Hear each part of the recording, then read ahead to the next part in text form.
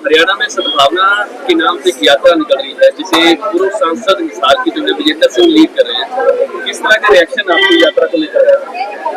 आपका एक बयान भी बड़ा वायरल हो रहा है जिसको लेकर के आपने प्रतिक्रिया जी ऐसे है। देखिए उनके पिताजी बहुत बड़े मंत्रालय उनके पास रहे, सेंटर में भी मिनिस्टर रहे, वो खुद डिप्टी कमिश्नर रहे और हिसार से मेंबर ऑफ पार्लियामेंट रहे।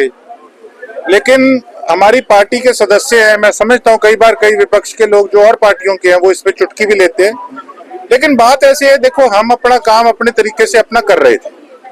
पहले तो वो सिरसा आए, जब उनकी यात्रा यहाँ से गुजर रही थी तो जब पत्रकार साथियों ने पूछा तो बड़ा घमंड में उन्होंने जवाब दिया कि एमएलए उमएलए से तो मैं ऊपर उठ चुका हूँ, मेरे को अब एमएलए की जरूरत नहीं, हम तो बहुत आगे जा चुके हैं।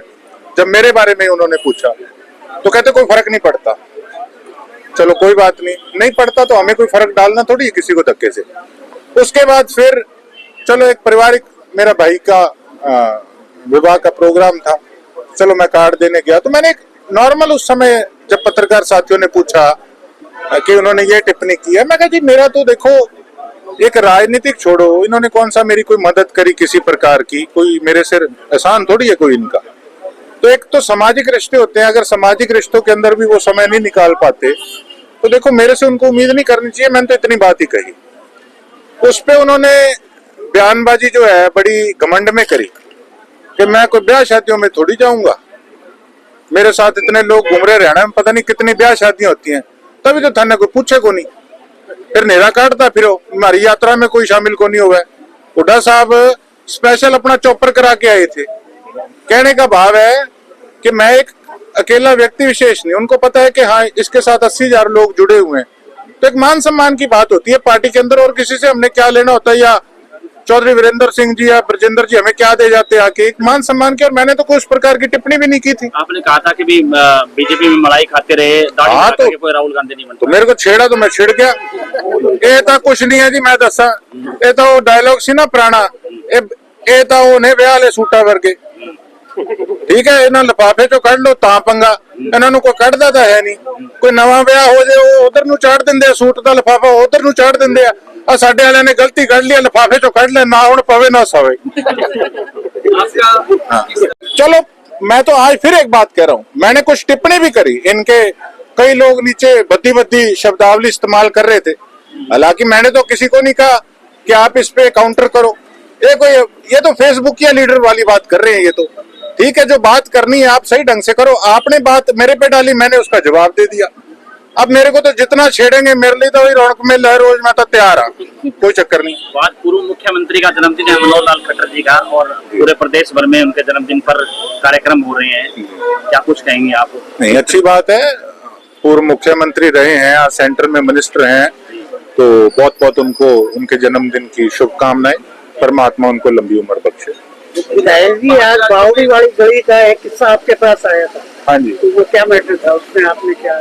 उसके अंदर जी यहाँ पे एक कोई अमित तिवारी के नाम से व्यक्ति है जो पहले मेरे पे भी मेरे परिवार पे भी टिप्पणियां अलग अलग प्रकार की कर रहे थे, उन्होंने वो गली रोक रखी थी, तो वहां पे वो राजनीति कर रहे हैं। पता नहीं पत्रकार इस प्रकार से अपने आप को ये लोग कैसे कहते हैं, वो कहते हैं आप गोकुल सेतिया के आदमी हो, हम पहले कहते थे गली नहीं बनने देंगे कि उनको वोट कैसे आ गए।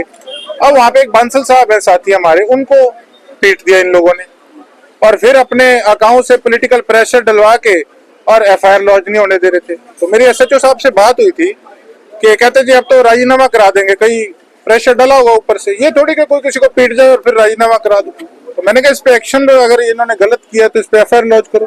तो कल 5 राज्यों के चुनाव संपन्न हुए, इसमें 3 में बीजेपी की प्रचंड जीत हासिल हुई, लेकिन कांग्रेस कहीं न कहीं बैकफुट पे नजर आती हुई दिखाई दी। क्या वजह क्या मानते हैं, क्यों कांग्रेस बद से बदतर हालात हो रही है? देखो हर चीज का भाई साहब समय होंगे, कई बार कहते हैं ना कि मिट्टी नो भी हथ लाओ तो सोना बन जाता है, इन्हों का समय चल रहा है गोल्डन पीरियड, और सदा ही समय एक व्यक्ति विशेष का या पार्टी का नहीं रहता, ये बदलता रहता है। कोई बात नहीं, अगर वो जीते हैं तो उनको हमारी तरफ से शुभकामनाएं। केरल में तो कांग्रेस की सरकार बनी है, कम्युनिस्टों को हरा के बनाया है, तो वहाँ हमें शुभकामनाएं हैं, हमें बधाई है। ठीक है, थैंक यू। लाने की जो मुहिम है वो बीजेपी सफल होती नजर आ रही है। क्या लगता है कि कांग्रेस के नेता ही कमजोरी पेश कर रहे हैं? देखो, ऐसा है, कभी किसी ने ये सोचा था कि बीजेपी कभी इस प्रकार से बंगाल के अंदर, हरियाणा के अंदर, यूपी के अंदर, महाराष्ट्र के अंदर, बिहार के अंदर कि बीजेपी कभी आ सकेगी?